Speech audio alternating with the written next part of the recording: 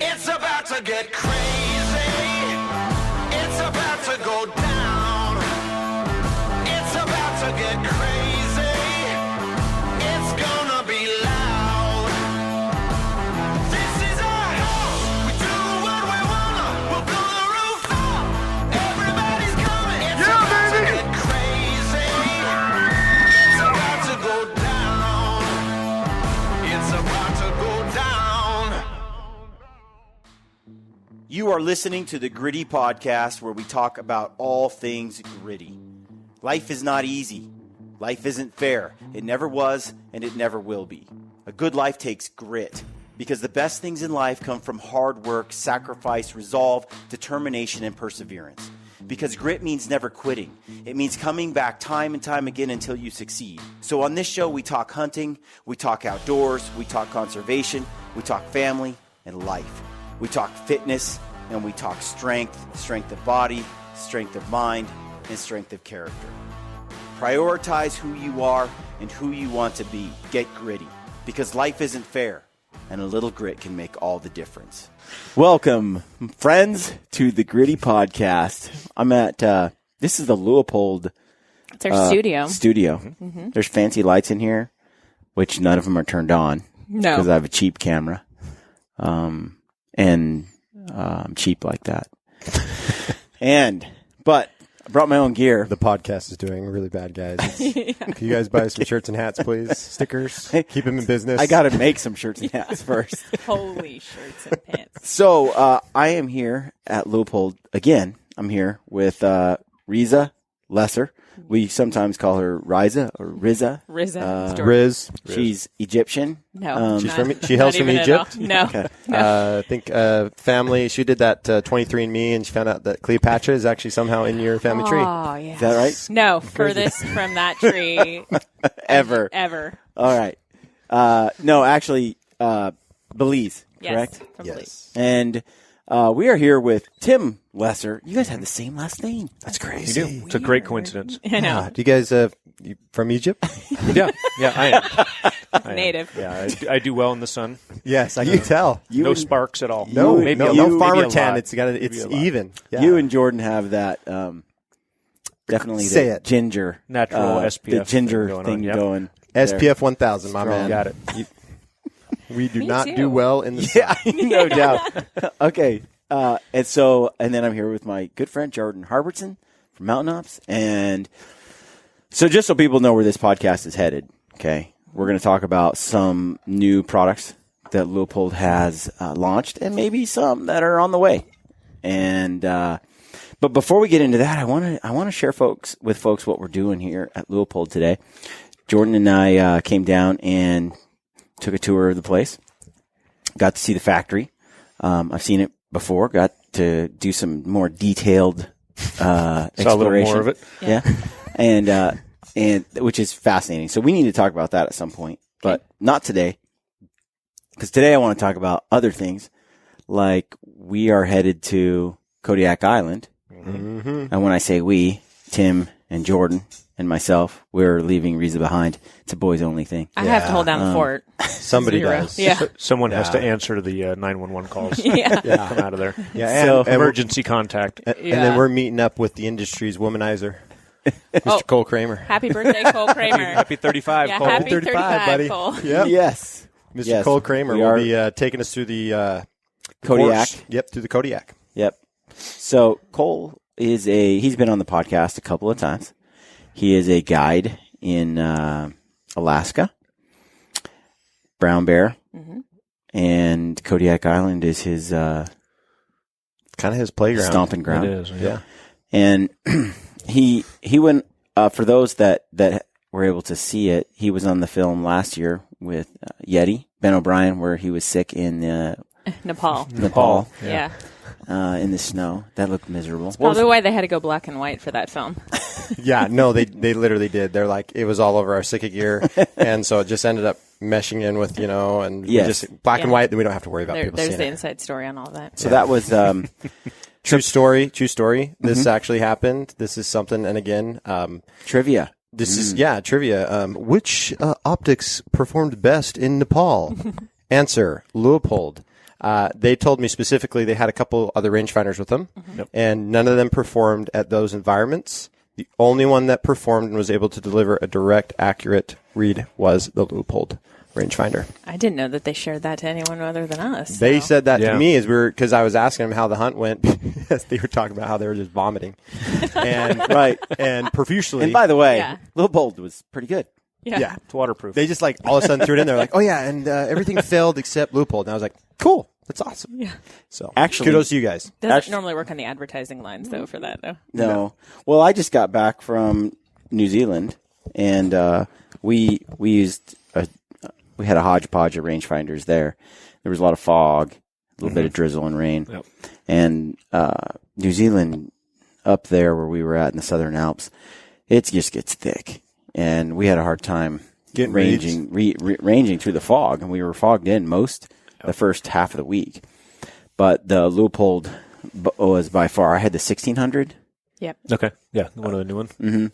And that by far outperformed all the rest. So I had the Garmin Zero sight on the bow, and I had there was a Swaro Bino rangefinder, and Casey had a SIG, and the SIG did pretty good, but it would not. It kept crapping out in the cold, and so just different issues. But that Leupold did great. So tried and true. Well done, folks. Well, the team knows what they're doing. Know what to test for. They've done it a few times. How many times, Tim? More than a handful. I don't want to take a guess at that because I will get it extremely wrong. Well, let's talk about what you do. 70 plus years. Let's talk about what you do here at Leupold. Go ahead, tell us. Oh, would you like me to tell you? Go for it. Yeah, would you mind telling us, Brian? Thank you. So I lead the product development team, and that's your R&D, most of the engineering. So that here, engineering can mean optical engineering, electronics engineering, design, manufacturability, all of that. So all that group is together. And what we really try to do is just figure out what consumers want and then figure out how to get that all the way through the processes here as efficiently as possible so we can get out there with a good cost, right? So you want things that are going to work for you out there on whether it's Kodiak or in Nepal or New Zealand. And so we have all that testing equipment here as well for simulating recoil on rifle scopes or environmental chambers so that it'll range when it's well below zero. We do all of that, and I get the good fortune of leading the team that does that. So I get to play with everything that's new, and we get to try to break it and make it better. How long have you been here now? 15 years, probably the easiest way to say that. Yeah. And so what was your background before? How old are you? I'm 40. Thanks for asking. I'm 40. Yeah. 40. I weigh 192. He's not available. I'm a little over. I was hoping for 188, but I'm at 192. Just so people do know, like there's like long walks on the beach. There's a few who probably don't know that Riza and you are married. Yes. Yes. We don't normally admit that in public. This is the Leupold couple. Why do they let two people that are married work together? Isn't that like usually a corporate thing that they don't allow? Yeah. It's one of those things that happens when you're not at the same company when you meet and get together. It's one of those things. So we checked on all that, and they says that's good. You're in different departments. Keep it that way, and you'll be fine. Nice. So that's where we're at. What's it like working? So you stay at the product same company? I am not going to answer that. They don't want me working on product. Trust me. That'd be like you asking Tim to handle anything social media related. That's just not going to work. I was asking him just earlier, Wait what's your a Instagram? minute. And he's like, yeah, I don't know. Yeah. Exactly. Well, speaking of you which, guys are. But you said you were going to pick on me. And yes, here we're we not. are. I'm not there yet. I'm actually not there yet. Oh, okay. This is I was like, honestly, we don't normally see each other at the office. No, fair. there's about Unless we're on a 700 folks here. We're in different areas. Obviously, product and marketing need to be linked at some point there for how we get messaging out and all that. But we're real heavy on the engineering side. So we're in a separate corner of the building, spend a lot of time on the shop floor, building things and streamlining the equipment and how all that works. And Riza's, over with the more creative folks, if you will, figuring out how to tell the stories that go with what we're trying to make. Yeah, Riza, what do you do? What do I do now? So I handle all of our strategic partners. Wow, I can't even say the word. Everything from our conservation groups. We do a lot of work. I'm the main touch point for all of them because I don't think a lot of people realize how much Leupold invests into conservation and those partnerships, whether it be like Rocky Mountain Elk Foundation, Boone and Crockett, Wild Sheep, all of those. Then I also handle all of our major industry partners too. So that's how we got to chat. And that's how Riza and Mountain Ops became friends. Yes. And Blaze Pills and I am Ignite Galore. wonderful stalker. So yeah. She's really good at Yeah. Oh yeah. Yeah. I know. Yeah. Same thing happened. These two cornered you, didn't they? I met them. The Sitka. first time I met them was at the Sitka Converge event last spring, roughly. Yeah. First time you met Tim. Yeah. I was on your podcast before. That's right. Riza was on for Ladies Hunting Camp That's right. with Candy Candy Yao. Yao. Trivia. Yep. In Portland, actually, which was great. That was the first time we met. And then, later at Sitka Converge, which was a great event. I was kind of disappointed they didn't do it this year. Not Abby kinda, says it's I was coming back. disappointed. Yeah. Well, I she's was the head of disappointed, too. events now, so it's happening. Yep. So that was great. And then that's when I started to learn a little more about Leupold. Right. So then you and I started talking, and Riza's like, "Well, you need to check them out. We got this stuff Yeah. and this stuff." Things have changed, Brian. Right. Yeah, And I so- just happen to have the product guy who can geek out on all kinds of that stuff Right. with me. Yep. Yeah. So I started testing product and using Yeah. the different optics that you guys have been developing, and so I want to get into that specifically. Before we do that, though, this trip to Kodiak is for Sitka blacktail. It's an over-the-counter kind of hunt. Like anyone can get a tag and go to Kodiak Island and hunt blacktail. It's late in the season. We're talking almost December is when we're going, like the last week of November, Yeah. Right? Won't be easy. Right. Could be any kind of weather up there. which is kind of the goal. We definitely want to test the products and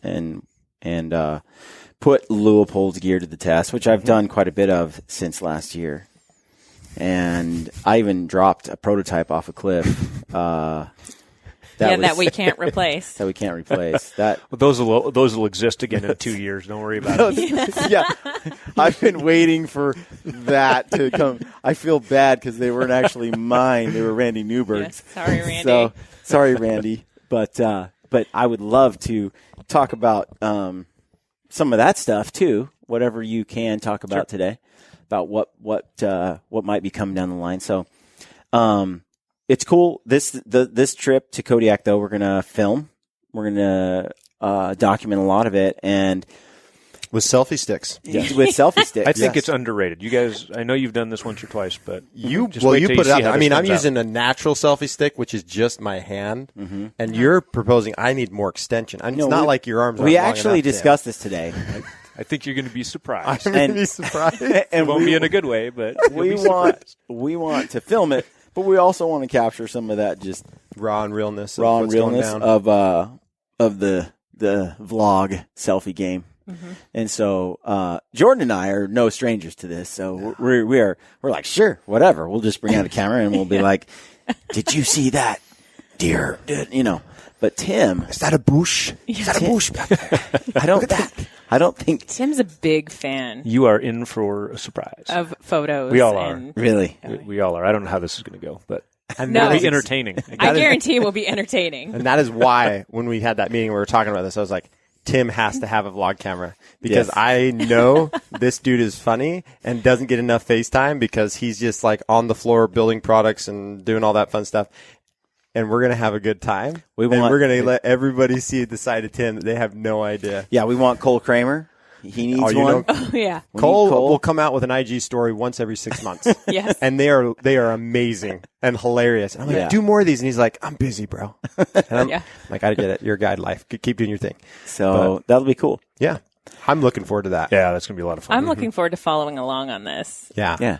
I think we'll be able to, we have connect, like, are we going to be remote? Like, is there service out there? Do we You're know? not at Have you a seen hotel. a map? I mean, that's what I'm saying. love She's like, Jordan. But no. Let me explain so I don't sound like an idiot. Riza just late. said, I'm looking forward to following along. And I'm like, is she going to be able to follow along? In post. Yes. In post. Okay, because I'm thinking like, wait, if we could go live up there, that'd be so cool. But I feel like we're going to be on this island, like in the ocean. We're not going to have any service. We will So have- sorry if I sounded like an idiot. We will have an in-reach, Kodiak? which Should help. Should help, but it depends on the weather. too. I just want to get disconnected with you guys and just have fun. Yeah, I don't need to do. And then just film it all. Yeah, we're just going to vlog it and No. we'll watch it together. What is so late season Kodiak? Looks wet, extremely wet. So Cole, Looks cold. Cole said that it could take a day or two to even get into camp, right? Yeah, Because it's right. going to be remote. So he's like, you never know. It could be snowing, could be pouring rain, all of that. So he's yet to give us a full gear rundown on what it would take to survive up there. But yeah. Now, all the brown bears should be in hibernation, or no? Yeah, sure. I am sure that you will not see a single bear. No, I'm not making that bet. Yeah. Look at your face. That's going to depend a little bit on the weather. I'm ready. I'm ready for that. You've been to Kodiak. I hunt a lot of not to Kodiak. No. You go to Prince of Prince of Wales. Wales. That's right. Prince of Wales. I've been to Prince of Wales many times, and each time I go there, there's big black bears, but there's no brown bears. There's no grizzly. When I was talking to Cole, though, he was describing the temperament of the bear on Kodiak, and it seems to me, and I'm just talking based on what he said, but the bears, there's like fish bears that tend to be more docile a little bit than your inland brown grizzly type bears that tend to be, they hunt for a living. They tend to be a little more aggressive and ornery and competitive. And so sounds like the bears on Kodiak are not as, aggressive and bold, but I have heard plenty of stories of people having their camp completely destroyed Decimated. and their stuff, guys floating out in a raft in the ocean because the bear is on shore, like rummaging through their gear and stuff like that. This seems like a better idea. Yeah. So I can't wait to vlog this. This is going to be fun, Tim. Yeah. And then It's going to be great. This is going to be great, guys. the other thing I've heard is, like the gunshot is the dinner bell, and then the bears come running and snag your deer, like right after you shoot it. It's just making this more and more appealing as the story's Yeah. going on. I'm really sorry to miss this I've heard one. all of that as well, and I don't know what in November. I don't have a feel for I mean, it. you're talking late. I would think the days are going to be quite short by then. But all the bucks should be hard horned. I think it's pretty late in their rut. I got to learn a little more about it. But I'm just looking forward to some fat deer going that are, just tailing into the rut and just hunting that island and seeing what it has to offer. So it'll be an epic little adventure. These things don't scare me. Being on the ground doesn't scare me. Like the hunts, I love everything about it. The grittier you got to be, the colder, the wetter, the more gnarly it is, the more I'm like excited about it. But I don't like the airplane rides. Flight in.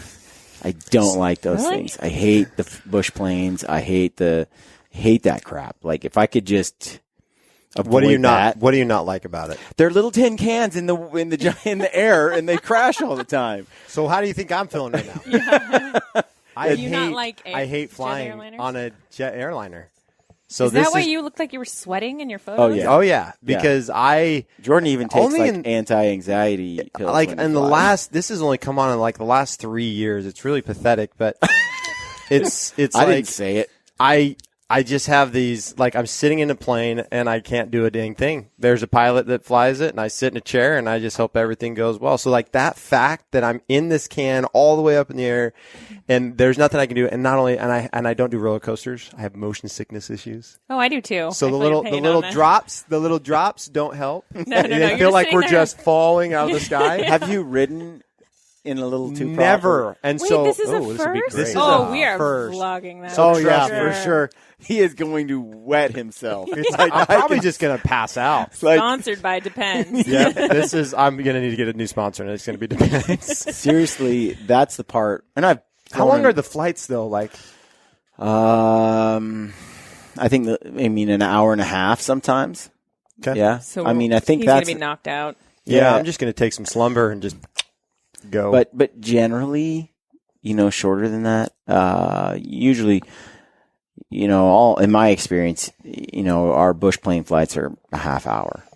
Whether that's I feel a lot better when I'm in a bush plane over an ocean or lots of water, like when you're down in Southeast Alaska and they have pontoons on the plane. I just feel really good about that because at any given time, they can just kind of put the plane down anywhere. What I don't like is when it's got wheels under You're it. not helping and there him is right now. nothing but trees and rocks and cliffs as far as the eye can see. Great. Yeah. That's not my thing. And it's all about like that. Yeah, there's no backup plan here. yeah, and everybody probably thought I was scared of the bears. Yeah, you're like- No, I'm like, oh crap, man, on bush planes, and they can But just drop at any time. And I they assume- can, fall asleep. I'm not sure what how we'll be getting to the island. But Cole hasn't worked that out. Apparently, he's taking a sea kayak. So, yeah, Paddleboard. We could fly in on a domestic flight and then take a boat.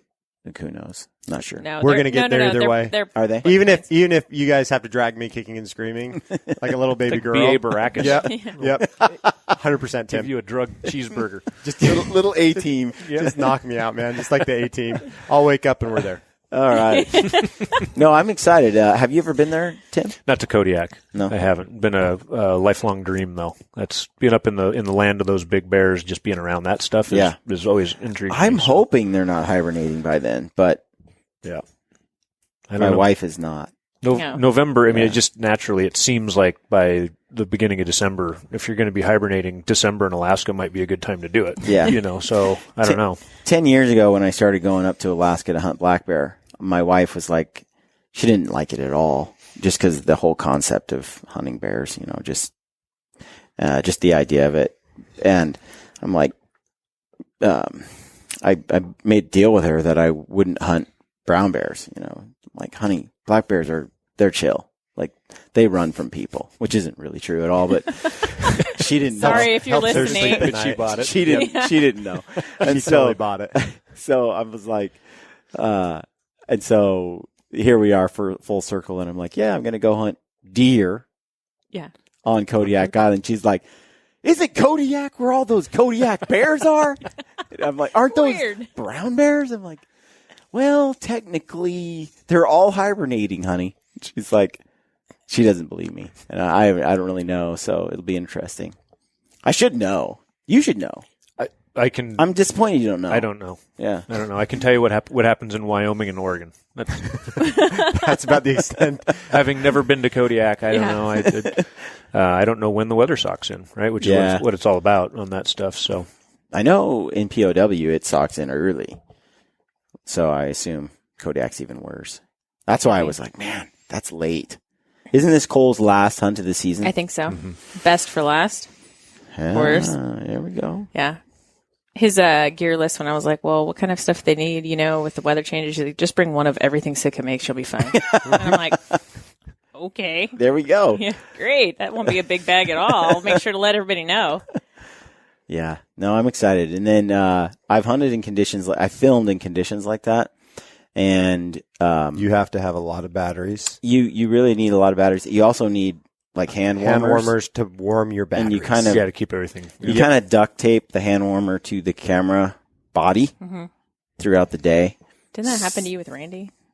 It did. But, I mean, in fairness, it was like 18 below, which I don't think we'll get quite that. With We shouldn't. it being a marine We should climate, hover. we should It should be. okay. It should suck a lot because it should hover between freezing and then we're wet and then freezing and wet and alternate throughout the day. Sounds lovely. Yeah. Well, and the whole reason for this hunt is not only to go out there for the opportunity that the four of us are going to take this adventure on, but there's also some new things coming from Leupold.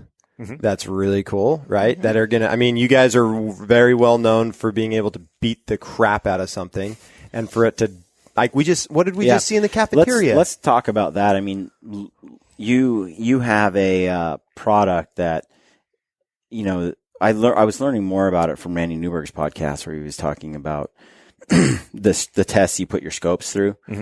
and why the military likes it, and so on. And basically, they're just built to take a beating.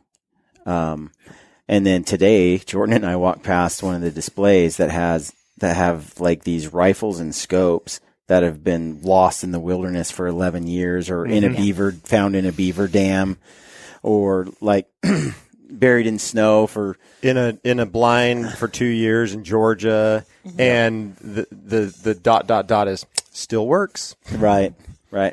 Yep. So can you tell us a little bit about that what goes into building, the philosophy behind, how Leupold puts something like that together so that it lasts? Sure. Yeah. So on the rifle scope side of things, you have, even more to worry about. So dropping Randy's bino off a cliff, that's something that we can test that pretty easily. On a rifle or on a handgun, the recoil that scope sees and feels is multi-dimensional. You think about it coming straight back, but it's not. The rifle comes straight back, which actually shoves forward on the scope. It comes up and it twists, right? So if you shoot handguns, you feel that torque. Well, the rifle scope's feeling all of that all at once, and you need to be able to test in that multi-dimensional way. And so that was that impact lab that you guys saw downstairs. What that does is we can take and measure the exact recoil of whatever firearm you have, so your exact rifle, and we mount one of these accelerometers on there. There's actually a series of them. Shoot it a few times, and now the machine that was behind the glass, which is to keep you from getting hit by parts as the other scopes explode when we test it. But what that does is it simulates that exact recoil. So now we don't have to go out and shoot a rifle 10,000 times or 20,000 times or whatever it might be to simulate what that lifetime of use would look like. Right in that room, one of the things that we do is we use a software program that's similar to what heart surgeons would use. Veins are round. That's how people can go in up through the veins, get into your heart without missing. We use that to test while that scope is riding on the machine. How much did it shift from one shot to the next, to the next, to the next? And we do that for thousands and thousands and thousands of rounds, and that helps us learn where the weak spots are. And part of what we get to do on the product side is find the weak spot by breaking it, then go back, make that tougher, now find the next weak spot. So you keep testing until you've kind of worked out the kinks on every weak spot, or until it's to a point that's good enough. And by good enough, we had one that if you looked at that machine, it was kind of, you could mount scopes all the way around it, right? Yep. Well, if we're doing a series of testing on this side, we don't like to leave it unbalanced, right? So you put a counterbalance on the other side. We used a particular scope as a counterbalance on the back side of the machine, and it was at 654,000 hits was the last time we checked it, and it was still holding point of impact. Are you serious? And this machine replicates a 6-pound 375 H&H with an additional factor in there. I mean, this thing is really high recoil. So a lot of G's. A lot of G forces all at once. Yep. And This is what your brother needs to hear, by the way. Well, and Casey's going to just geek out like he did last time when we were going through that. Him and the gentleman that's down there helping do this. Yeah. They live in that world. Oh my gosh. Him and Casey just started saying things, and I'm just like, geez, that's cool. Like, all right. Yeah. Energy. It's last. And the one thing that he shared with us that I thought was really interesting to your point was, again, and this is not a knock. It's just literally the facts, which was even on a lot of your competitors, they couldn't even last half of what the G force was putting onto their scopes, that when they would break down against, when like the final breakdown of like a Leupold would be much, much farther down the road. When you were talking about like at some point it could, but it's incredibly far down the road when that could happen. And sometimes, which just goes to the fact of what your team does for Leupold, which is proving out the technology and the materials and making sure that you're getting rid of the weak points and making it stronger. Yeah, exactly. And we have, I wouldn't call it an unfair advantage. I would call it a fair, advantage for the consumers. We have the test, right? So, I've seen how others are tested. It's not the same.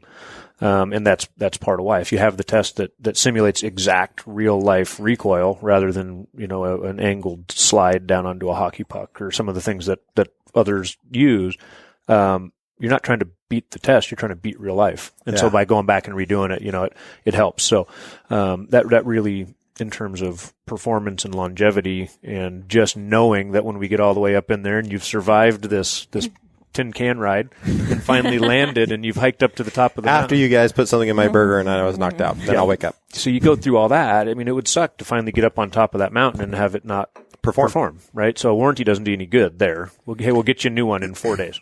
Meanwhile, Thanks, man. I'm on Kodiak Island. Yeah. Can you ship it? Send it with a bear. Yeah, I'd that's like- a real problem. I'd like it overnighted, please. And you have a warranty as well.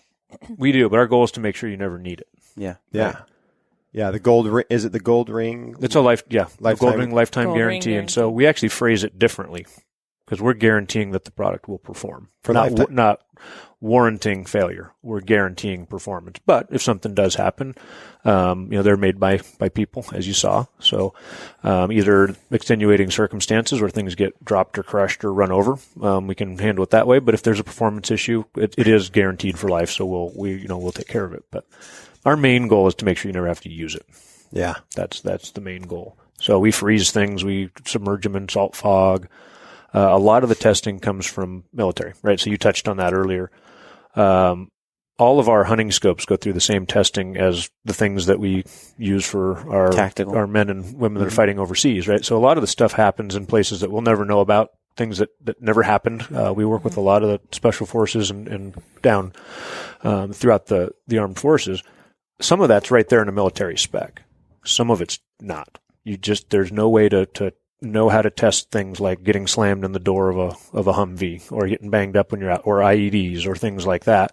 And so we get smarter every day, right? And we keep adding that in there, and it rolls right through to all of our hunting product. And it's something we're really proud of. We get letters back from those keeping us safe, and when it kept them safe, that makes us smile.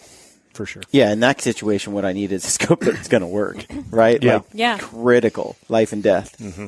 Yeah, so it has to work. Yeah. One of the things that Brian and I were talking about was, and Brian, you mentioned this a little bit earlier. You talked about how I had a rifle scope and I had the rangefinder. Never really did the binos thing. Your guys' binocular game has really not that it. I mean, I say this in some reverence. I know where you're headed. You guys have really stepped up your game. And so I'm not saying that Leupold wasn't making a good bino before, but you're making a much, much better one now. And I have had personal experience. He's had way more experience than I have behind some of the newer ones that have come out. But I didn't know if you guys could talk a little bit about some of the binoculars that have come out that have been really that step up and that, hey, guys. Yeah. Before you Go do ahead. that, I got my hands on the first set of Bx5 15 power binos, and then I took them on that goat hunt in British Columbia. So you were running those in British Columbia last year. Okay. Yes, and right away, light transmission. It was bright. It was clear. I mean, right away you could tell this was a winner.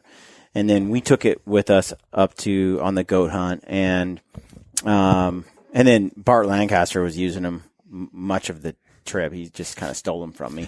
I noticed that in your film. Yeah. He had them always in his hand. Like Bart was like, it's so funny because he was like, we don't carry heavy things, and so he's got these little 10 power binos, and then they have a spotter, and then I brought the 15s, and he's like, 15s are great, but that's just weight. If you're going to bring 10s and you're going to bring a spotter, you don't get to bring 15s. But then all he did was use 15s like 99% of the time, and he's like, goat. It was like a superpower. And then when he put the 15s down, he brought the 10s. We didn't see any goats anymore. And you always needed a spotter when you're in country like that, because at some point you do need to figure out if that's a mature billy before you go 8 hours through the bush to try to get to that mountaintop. So they shined. They were incredible there. And then since I used them throughout the rest of that whole season, I even dropped them off a cliff. Dude, you're notorious for this. Same freaking cliff. He's just really trying to test Tim out and make sure that this torture testing really works. This is Gritty approved. Yeah. Gravity's still on. but wait, it's even worse.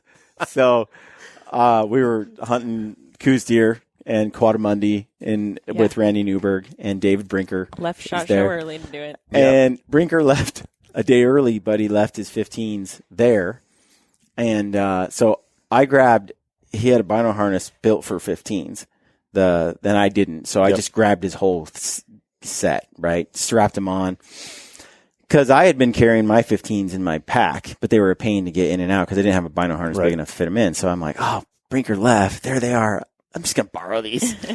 So that vinyl harness on that Sitka, it unzips down and it has little tethers that hold the vinyl in, but they weren't attached. Oh, yeah. And the bungee cords. Yep. It's super helpful when not attached. When you're cliff jumping, you usually want to have bungee cords attached. It's like clipping your safety restraint when you're in the tree stand. So I'm chasing Coatamundi through these rocks, and then I lean over.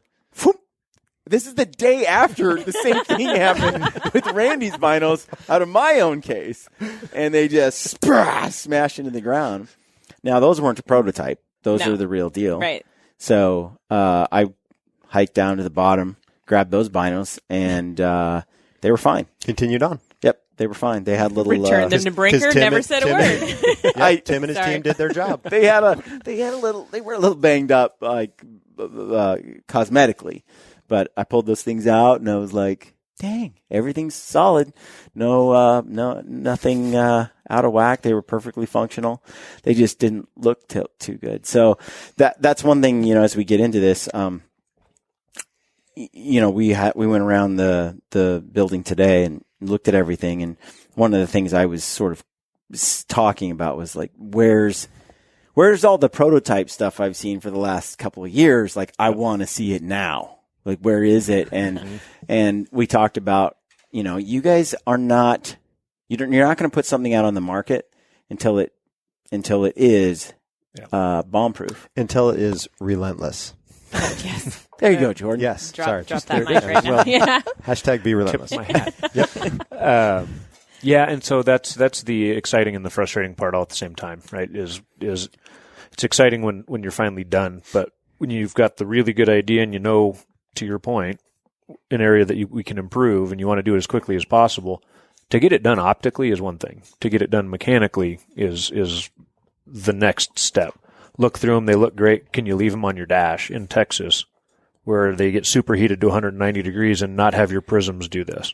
I think we've all looked through a bino where they've kind of got this walleye vision going on, right? And they give you a headache, and that's from getting dropped or from heated up or from other things. And so you never know when you've got prism fixtures. So you've got prism holders and lens holders and different adhesives and everything inside of this sucker till you drop it and heat it and drop it and freeze it and bang them around and get some salt in there so we weaken something up like you'll get on Kodiak. You don't know. And so there's a constant pattern of abuse, tweak, find out why it adjusted the way it did, fix that, and keep going back.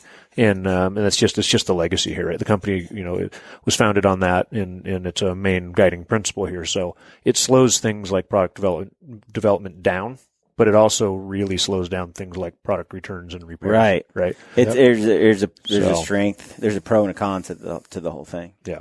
But for my part,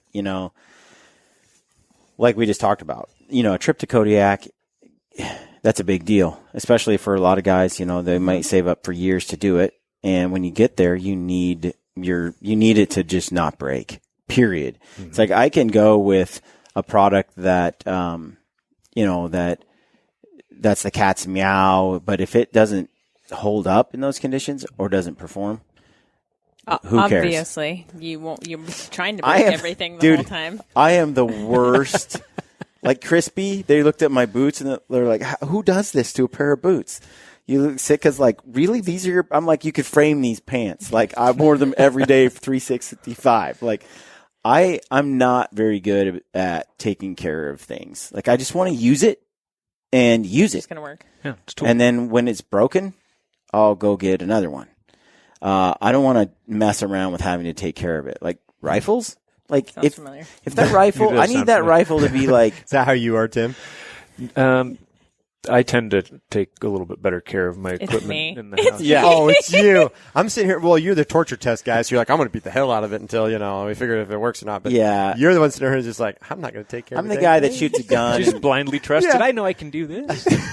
I'm the guy that shoots. And I'm like, no, don't just do it. Yeah. It just makes me cringe. You're the reason it took me 2 years to launch this. Yeah. Hoyt calls me after. Truth is out. Hoyt calls me after a film I made, and they're like, "Dude, you used your bow as a belly crawling tool. I'm like, yeah, it kept my arms off the grass where the spikes were, and I could use it as a, as a place, as a little. You said that we could drive over it with the truck. Right. I'm like, and like I'm just belly crawling with it. like, but that's me. I don't want anything. I don't want to deal with babying anything. I think there's a sense of security that happens when you know so much about the gear, and whether it's we're having a discussion about your guys' product and what you guys do to put into your product and its performance and its durability and all that. And I mean, as you were talking about the G's that you're sending through that torture chamber with those different rifle scopes, I also was thinking about Hoyt and how they dry fire their bow like 2,000 times. They do the same process. And it's just, there's very few companies and very few products that will do that, because that's a lot. Like, I don't even think people understand on the back end the money against the company that takes for resources to produce that, do that. And then Tim, you just said it. That also delays you on time to market. And Nick said something while we were on the tour today that really stuck out to me. He said, you know what? We may not be the first ones to market, but when we come to market, we will be the best in market. Absolutely. And that kind of really stuck out to me, because I think oftentimes, especially in this, I would call it a fast food like world, like everybody wants it now, give it to me now. Like, new cell phones are coming out. It seems like instead of quarterly, it's about every month. They're just like, oh, we got something new. I'm like, last month you had something new. Like, and so everybody just wants to be first, or to be able to drive something and be something new. And for Leupold, you guys are like, hey, listen, we're going to get there. Whether it's we're going to combine these two products into one. Market's already doing that, but we're going to do it, and we're going to put it through torture tests, and we're going to deliver it when it's ready. I think we may be 3 or 4 years behind everybody else, but when our product hits, everybody else will just see the difference. It's that deal, right? I mean, 5th generation family-owned company, and so we're in this for the long haul, not for the quick strikes. So it's really easy to do damage to a brand or to the perception out there, and we just hold that so dear, And you'll see that in our observation products coming up. A lot of time and effort. I spent 12 years guiding in Wyoming before I was in the role that I'm in here. Zach Bird is now leading the charge on our observation stuff, and making sure it lasts forever and is bulletproof does take a little bit extra time. But the stuff that's coming, I think you guys have seen some of it, and it's worth it, right? It's Bruce next level. Is very excited about it, especially today at lunch. He was just like, "You guys can't wait till we do the observation," and I'm just like, you can just see like the excitement, which I think is really big for Leupold, because that hasn't necessarily been an emphasis for the company. Yeah. Right. Rifle scopes, and then binoculars, rangefinders, and now you're really bringing in that 4th tier of that observation and stuff like that. Which is really exciting. So tell us about the Bx5 line. Okay. So the Sandy M line is going to be our top of the line, and it's going to be binos and spotters. So you've been using the 15 power. The 1556 is we're bringing out 10 power, so 42 and 50 millimeters. They got You get 10s we got as the 10 by 42s. I got those. Use them at both tacks. But I saw the 12 by 50. Yeah. Don't have those to send you. Nope. And I'm kind of like, like now I know So how he it totally feels. knows what order we're releasing them in, because he watches and he's like, I don't have those. That one's not there yet. That one is not there yet, Tim. Get that thing torture tested and on the market, please. It's ready. So it's coming. It's past everything, and it's on the way. But another piece that's in there is true hunting spotting scopes. So we've got great spotting scope designs, but if we're being perfectly honest, there's a lot of military heritage in those. So they use the same zoom system as some rifle scopes so that we can put reticles in there, and that allows long-range shooters and sniper spotter teams to actually see exactly where they hit, because they've got the same reticle in their spotting scope that they do in their rifle scope. But that design isn't necessarily the best for some of the Western hunting stuff. It's really lightweight. It's got long eye relief. But a lot of people want an angled eyepiece spotter with a great big relaxy eyepiece, right? And so that's what you're going to see coming out of the Sandy M's. We've got a straight version and an angled. I know a lot of people still prefer straight eyepiece spotting scopes. So much more comfortable, in my opinion, once you're on it and learn how to use that angle. Mm-hmm. So we're going to offer both of those. It's true HD optics, and we're looking at that neighborhood of 26, 27 power up to 55. Now that zoom range is not broad, right? It's not a 10 to 100 spotter, and that's intentional. As you start spreading that, especially on a spotting scope, if you try to get a 2-to-1 zoom or a 3-to-1 or a 4-to-1, you start sacrificing the image quality. And so you can do some really spectacular things and get a lot of zoom, but we're really trying to go for what are the usable magnifications that you guys are going to want out there and make those as crisp and sharp and perfect as possible. And so I think you're going to really love those when you see them. I'm stoked. Will you just tell him one about he'll see him? Because otherwise I'll get the call tomorrow. Yeah. See what you did now? That's the problem. Yeah. Is it, and Throw out a date. We should have them. No, commit to a date. Can I have an actual date? A month? Can I get a commitment, Yes, Tim? you will have it by this commitment. time next year, but we'll probably be launching those in about a month. Yeah. Month and a half. Yours See, I is gave next myself a solid 10 week or 10-month buffer. See, there. so you under promise, you over Over-deliver. Yeah. Yeah, Tim, the Magic. Tim way. Yeah. That's when you can have. Peeping We're Tim. expecting those to be ready in a month or two. Is that how he got you, Riza? Yeah, totally.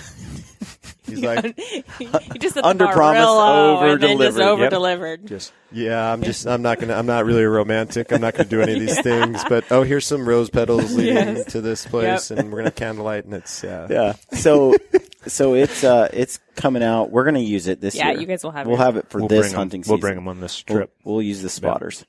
I'm excited because what's interesting again. I think my excitement comes from just what we've talked about today, which is the kind of the belief of Leupold. Right? There's lots of spotters there now. I have different spotters I'm using right now, but it's just this is a big thing for you guys, and for the fact that hearing the excitement from you, Tim, on that you're excited about this new line that's coming in the observation. I'm excited to see the product in its fullness be executed, even though that there's stuff on market now. But this is Leupold. This is Leupold. So I'm excited. It's gonna be a good time. So you got the spotter coming. Rangefinder too. I didn't know if you wanted to touch on that at all. Well, I use the 1600 right now. Yeah. What's the one that you just gave me in 1600s. Holy cow. Yeah. And that has bow mode in it too, and that's why it made sense for the total archery challenge Yeah. as well. But you can also use that on your rifle hunt too. TBR. Yeah. So can you tell us a little bit about that? What's the changes with that new?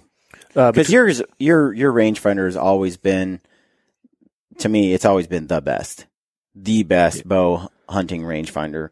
Haven't done a ton of rifle hunting, but for bow, and I've used them all. First one I was ever introduced to was Casey's. Casey bought a Leupold. This was probably 12 to 15 years ago. I went through 3 Bushnells before I finally was like, 3. this is ridiculous. And I have to admit, I used that Kilo 2000 and was very impressed with it. And I even told you, I was just like, you're going to have to beat this before I use that. And then she puts that in my hand and I'm like, what the? Oh my gosh, you're giving me the readout as I'm asking for it. I'm able to hold and range and I'm able to get it to the point, and it's fast. And so my experience, I don't have enough to offer the table here. You have a lot more to offer than all of us. I've used it at the Total Archery Challenge on those last 2 days since you gave it to me. And I am so pumped to use it in the field this year, just because reliably I've used rangefinders, and I will not mention these companies, but I have used rangefinders in the past that could not give me a proper readout or did not perform in certain conditions and environments, similar to what I think you spoke to earlier. Mm-hmm. Yep. And so I think the thing that Brian just said that I really loved, that again, is when you're going in hunting, any of us, it's so important that you have so much confidence in the gear that you take with you. Corey Jacobson told me this. He switched to a different bow, and I asked him, because he'd been with this company for a long time and switched to this other company, and I just asked him, I just said, what was your deal? And he said, listen, they both were great, but I just felt that much more with this, and so that meant everything to me going into the backcountry with that, having that confidence in my equipment. So, tell us more about the rangefinder, but it's awesome. I'm very impressed with it, and I'm not a gear junkie, so nobody takes my word for anything. But tell us what are common problems that rangefinders have. Yeah. So there's a few things, and probably one of the first ones that I want to touch on. Just people don't realize quite how rangefinders work. Yep. So it's not a solid beam; it's a bunch of, like a machine Packets, gun. signals. So it's little 600 a second, right? Mm-hmm. So there's a lot coming out of there. and it's just timing how long it takes for that packet to bounce off something and come back. So it's a stopwatch, right? Well, if you think about this, the best way I've had it described is if you have like a red laser pointer like you'd run your dog around the house with, right? If you take that and put it up on a wall and you have a white piece of paper and a black piece of paper and then a gray deer hide and a black bear hide, when you shine across that, you're seeing the same thing. The light bounces off of it and comes back. That's why you can see it. That's exactly how a rangefinder works. When you look at how bright that dot is across those different backgrounds, that will give you an idea of why some laser rangefinders give you different readings on different targets. So 3D archering is a great, if you've got a light-colored, say, broadhead target and a dark-colored field tip type target, they're at the same distance. When you range them, you may get 2-3 yards different. It's because that beam is coming back faster, hotter. You get a front load on the wave of light coming back because it just bounces right off on the white target where it lags on the black target. That's why it looks softer with your laser pointer, right? The way that rangefinder interprets that, it thinks it's farther away because it took longer for the energy to come back in a strong way. It looks at the spike in the signal. So one of the things we work really hard on is how to reduce that, eliminate some of that noise that you're getting and look at the signal and really take what is the distance, take some of this false spike out of the reading.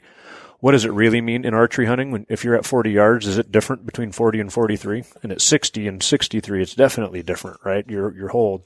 So what we're trying to do is make sure that it's consistent every time. And different color targets is one of the biggies that people aren't aware of. They just think, well, I sighted in, I set my pins on this white paper backer or whatever it was and just backed up off the hay bales. That works great right up until it's a gray deer, and now it thinks that it's 3.5 yards closer than it is. That can be a big error, right? That's one piece. The second one that you both touched on a little bit is environmentals. So you can take and really increase the sensitivity of a rangefinder. So the beam goes out, right? Comes back. If it gets some signal, it'll give you a distance. That's essentially increasing how sensitive it is. That's great right up until it's foggy or rainy because it's hitting any little beam or any little droplet and sending some of it back instead of going all the way through to your target.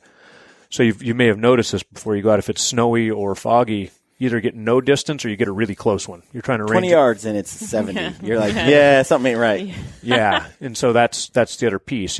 They sound simple enough, but you need to really do some work and put in the time out there and measure things and look at it. And so you'll come up here, people come up to look at the factory, and there's people standing out here in a rain storm or this, when it's finally snowing here, which doesn't happen a lot in Western Oregon, or fog, out there messing with rangefinders and tape measures. And it's like, what is wrong with you people? This is perfect hunting conditions, and we're working on a new algorithm that's going to get us farther, but we want to make sure it doesn't mess up accuracy. Right. So we're out there, checking all that stuff, making sure that it does work in all of those different conditions or as much as possible. And those are the two biggies, I would say. Getting distance is a whole nother thing, and we can worry about some of that later. The light, different lighting conditions affect a lot of that. I was going to say, I've run into problems where there's snow or fog or rain, when I'm ranging into shadows of some kind, or the object itself is black, like a black bear. Yep. Where I get nothing. It won't give you a range, and you're busy trying to range a tree or something beside it. And those are just things that seem to be wholly eliminated with the Leupold. I can take another brand rangefinder and shoot it in the same fog and just get either no range at all or completely incorrect range. So it's always been one of those go-to rangefinders, but it's on another level. It's on another level now, and there's that, and sometimes they're not that easy they take forever to get a range. Yeah. Like some of them, the manufacturers. The lag time is what I was talking about. You push a button, and then you push a button, and then you push. It's like a 3-button sequence or something, or 2 buttons. It's like, dude, I just want to point it and go 30 yards. Like I don't. Yeah. I need it to be right there. So some of that is actually related to, strangely enough, the processing afterwards. So you can tell if you've got another model that tries to do shot angle, right? Which I think most people are familiar with needing to compensate for angle. The way that you worry about that, right? Run the math, do the algorithm in the in the rangefinder, that processing time is part of that.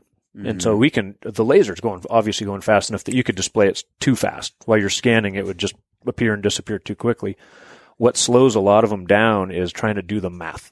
And so getting the software and the electronics components and some of that, if you put better processors, better sensors, put a better algorithm in the firmware, all of those things, but really use higher quality components, it will process faster. Yeah. You go get the cheap $200 laptop that your kids can bounce off everything and they can take it to school. It takes you forever to load a web page, right? Same thing. Right. So when you get the lower cost components in there, that's margin for that company. We'd rather have performance for our end users. That's kind of the shortest way of getting to that. Are you going to incorporate that range finding algorithm into anything else? Yeah. I was wondering when that was coming. I was wondering how he was going to phrase that. I'm just one, curious. honestly. It's like, let's talk about Allegedly. binoculars, and then maybe we can talk about rangefinders. Yeah. And I'm going to see if there's any way to bridge. Have you guys thought about putting them together? Yeah. Like if a bino and a rangefinder made a baby, what would that look like? A rangefinder with two lenses.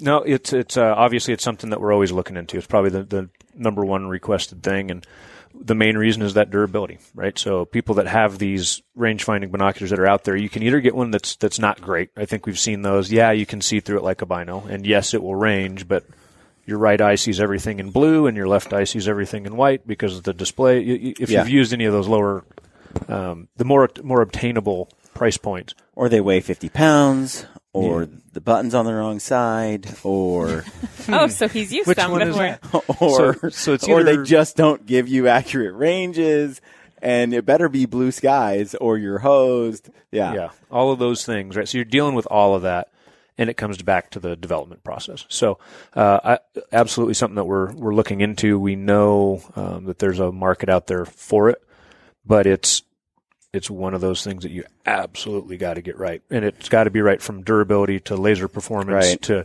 the dropping. Because if you have to ship it to another country and wait 3 months, Cole Kramer, that's not going to work. Or, right? He or just if lost you've got to his- ship it to Utah and Brian's going Drops to drop it off a cliff, you just got to think about that Actually, too. probably going to happen. Yeah. Those aren't the first two binos I dropped off a cliff. Snyder was present for another pair, and they went like Far. all the way to the bottom. You should really use those tethers. It's like 300 yards. Yeah, I keep telling him, like, They put those are them there on for a there. reason. Yeah. Like, he's like, those are stupid. Then it restricts how much I can, No, or it can no. restrict the I'm binos with you going on off the that, cliff. though. If you're going to sit in glass and you're pulling against that Yeah. thing, I got you. I'm Yeah. with you. Thank you, Tim. I appreciate that. know, Some after all- solidarity Yeah. I here. was just going to say, after all the making fun of, And then he's still got your back. What a gentleman. That's right. And a scholar. That is awesome. Yeah, I'm anxious to to see the rangefinder bino baby, But I will say that I am too. I think when you're dealing with We had one, but it didn't make it back. That one didn't. Mama's okay, but the baby didn't make it. no. baby died. Yes. And you're going to vlog him. So We were going to have so much fun. He's going to vlog me freaking out on a plane. And then I'm going to vlog him freaking out at vlogging. He's like, what do I do with this thing? Yeah, exactly. Will Tim figure out where the power button is? I know that we're kind of getting a little bit short on time. yes, But and I just wanted to say one thing. yeah. Back to the engineering aspect. It seems like when you're dealing with mechanical engineering, that sort of area, you can, it seems to me that you can make that pretty robust pretty quick because you can kind of verify if it works or doesn't work. You can drop it off a cliff and go, yeah. But when you're talking about electrical engineering, it seems like there's a lot of like black box. Like there's magic stuff that happens inside a black box, and it's like we're not sure what's happening in there, And so it's harder, I think, to know what's not working, what's broken. So it takes a lot of testing to do to get a product like that dialed.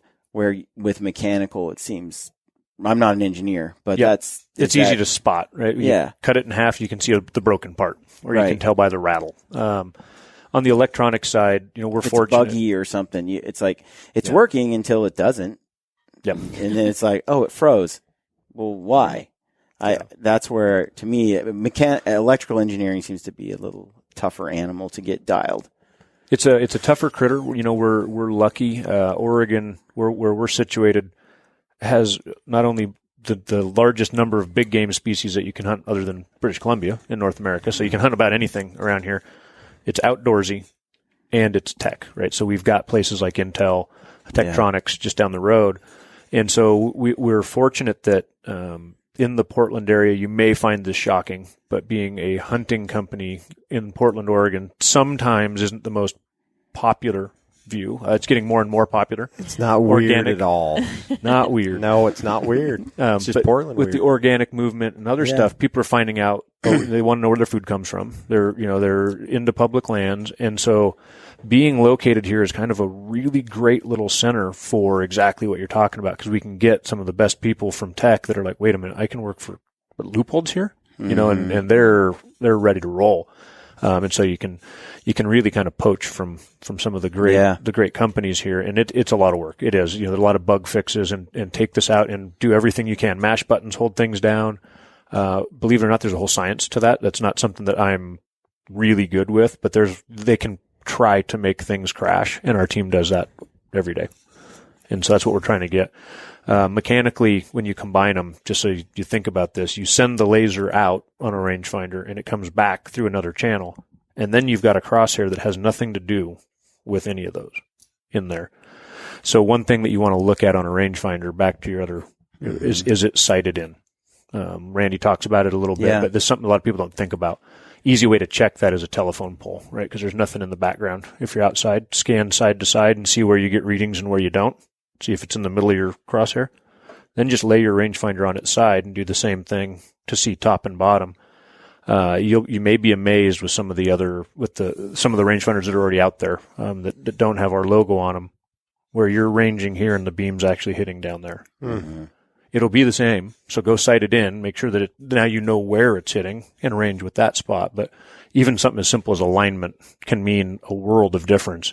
If that thing's hitting down here, you're coming up 5 yards short or 15 yards long.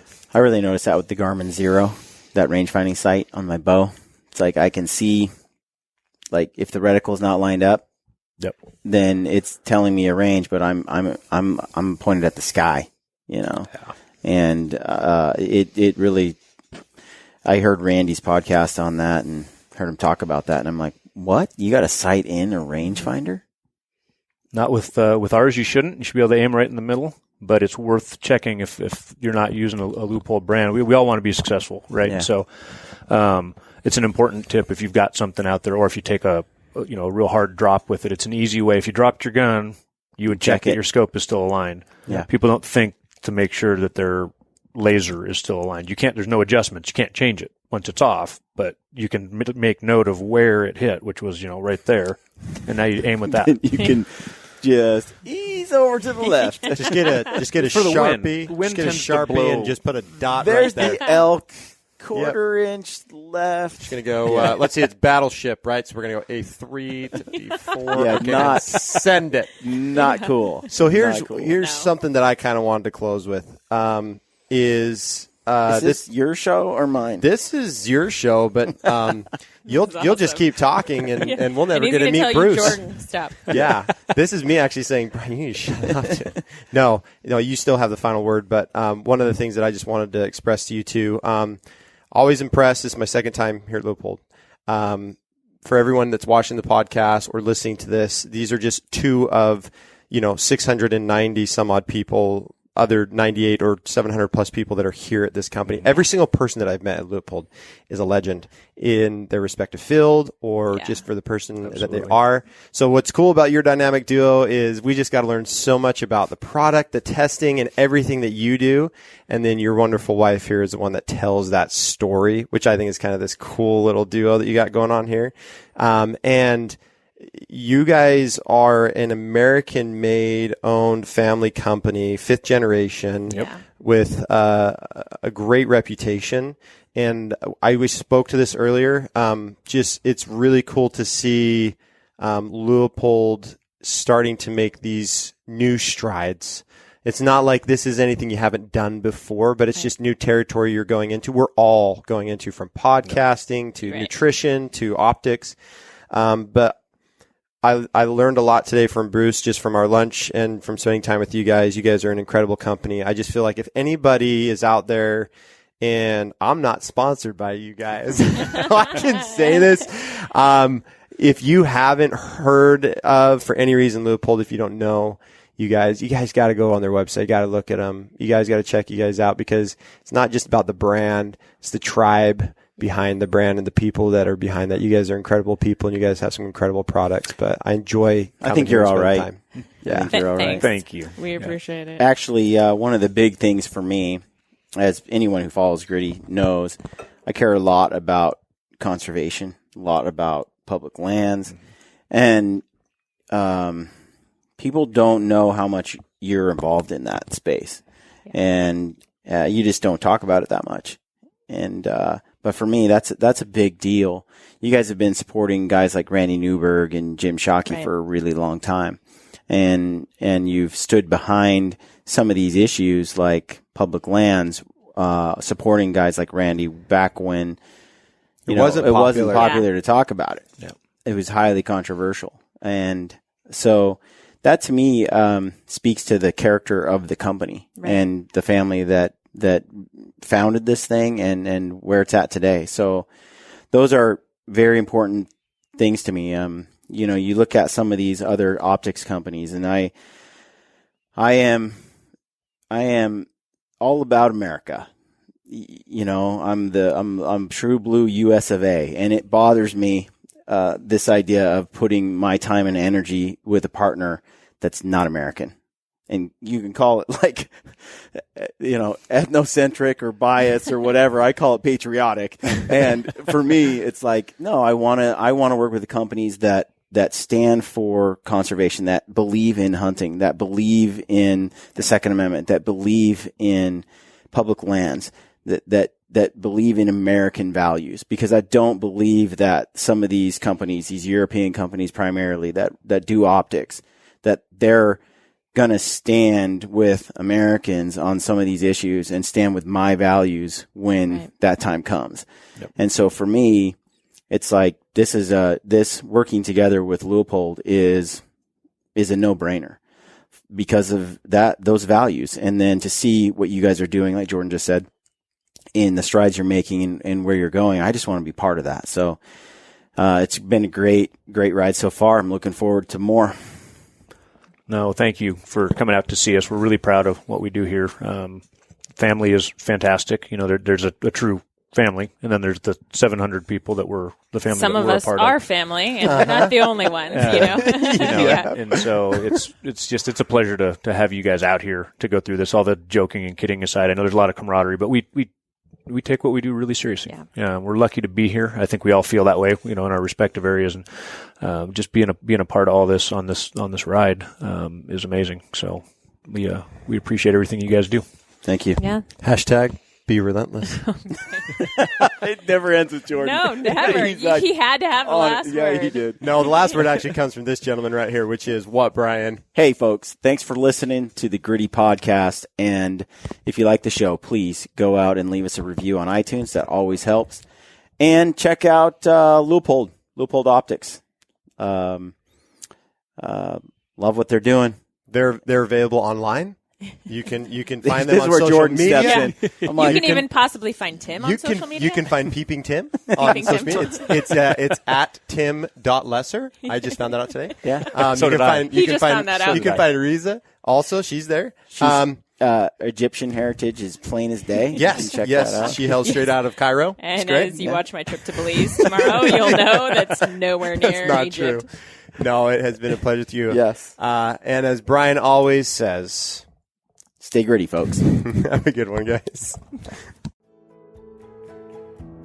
Despite our ever-changing, ever-indignant world with its growing ignorance of and indifference to the ways of the wild, I remain a predator, pitying those who revel in artificiality and synthetic success while regarding me and my kind as relics of a time and place no longer valued or understood. I stalk a real world of dark wood and tall grass stirred by a restless wind blowing across sunlit water and beneath star-strewn sky. And on those occasions when I choose to kill, to claim some small part of nature's bounty for my own, I do so by choice, quickly, with the learned efficiency of a skilled hunter. Further, in my heart and mind, I know the truth and make no apologies for my actions or my place and time. Others around me may opt to eat only plants, nuts, and fruits. Still others may employ faceless strangers to procure their meats, their leather, their feathers, and all those niceties and necessities of life. Such is their right, of course, and I wish them well. All I ask in return is no one begrudge me, and all of us who may answer the primordial stirrings within our hunters' souls, my right to do some of these things myself.